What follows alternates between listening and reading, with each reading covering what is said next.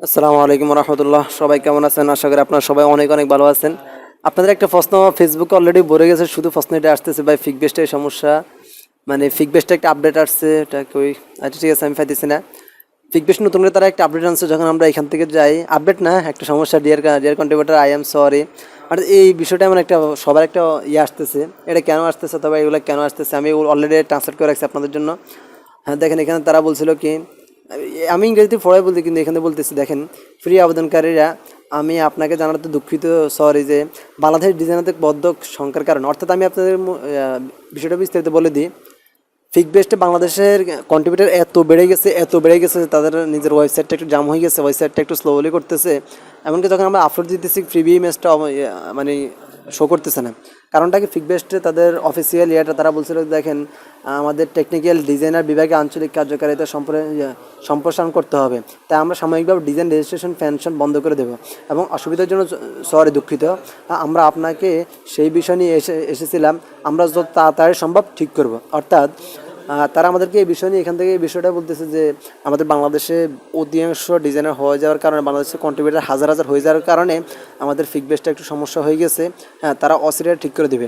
এখন তাদের আজকে শুক্রবার তাদের ছুটির দিন, শনিবার তাদের ছুটির দিন, রবিবার তারা এগুলো আশা করে ঠিক করবে। তা আমাদেরকে রবিবার সোমবার পর্যন্ত আমাদেরকে অপেক্ষা করতে হবে।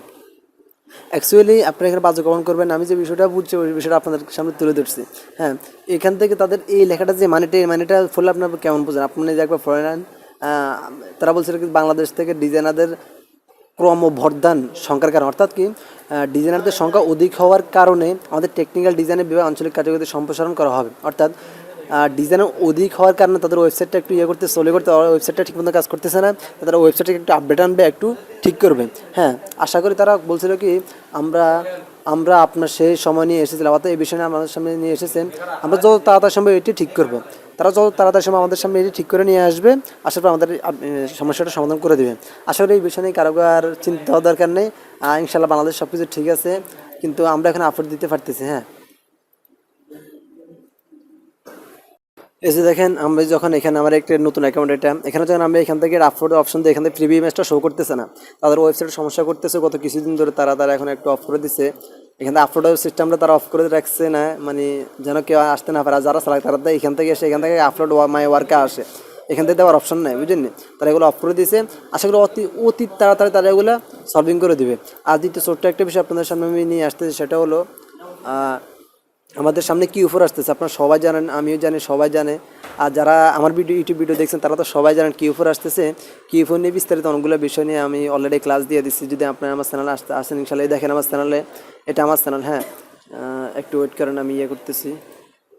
আমি Q4 এর ভিডিওটা আপনাদের সামনে ওপেন করতেছি।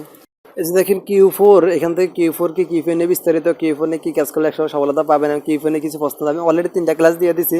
যদি Q4 3টা ক্লাস ফলো করেন ইনশাল্লাহ আপনি অচিরে সফলতা পেতে পারেন। কারণ আমাদের সামনে সিজন আসতেছে, আমাদের Q4 আসতেছে। Q4 নিয়ে অনেকে জানেন না, যদি না জানেন ভিডিওগুলো দেখবেন এক এক করে, ইনশাল্লাহ আপনি এখান থেকে ভালো কিছু অর্জন করতে পারেন। দোয়া করবেন যদি ভিডিওগুলো আপনাদের কাছে একটু উপকৃত হয়, ভালো লাগে, প্লিজ চ্যানেলটা সাবস্ক্রাইব করে রাখবেন, দোয়া করবেন। আসসালামু আলাইকুম ওয়া রাহমাতুল্লাহ।